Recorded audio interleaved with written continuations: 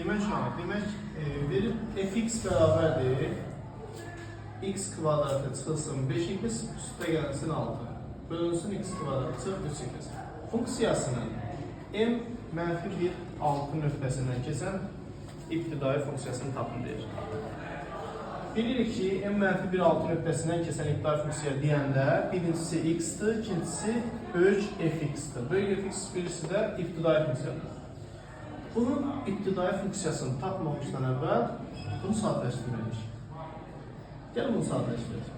Əvvəl ibtidai funksiyanı tapmamışdan əvvəl bunu sadələşdirək. X kvadratı 5 üstəgəl 6-nı vurgulara ayırmaq istəsək, necə olar? Hasili 6 cəmi 5 eləyəndər 200. Yəni x minus 2, x minus 3. Bəs buradan x çıxarsa, x minus 3. X minus 3-lər sayı. Qaldı, fx bərabərdir, x minus 2 bölünsün x.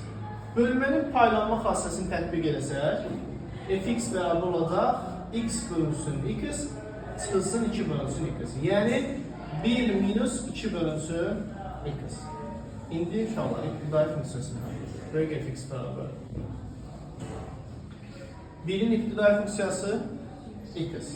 Bəs 2 bölünsün x'in ibtidai funksiyası. 2 elin x. Düzdür uşaqlar. Bir də plus 2. Aydındır.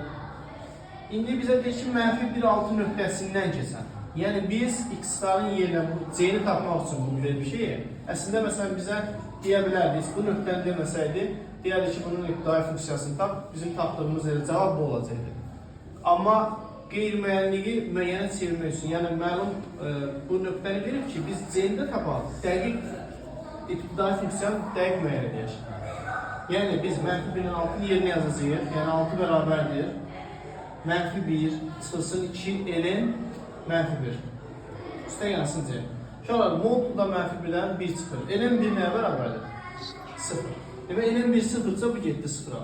-1 də bərabərliyin sol tərəfinə keçirəm. Onda c bərabər olur. 6 üstə gəl 1, 7. c 7 olandan sonra onda biz artıq ibtidai funksiyamızı yaza bilərik.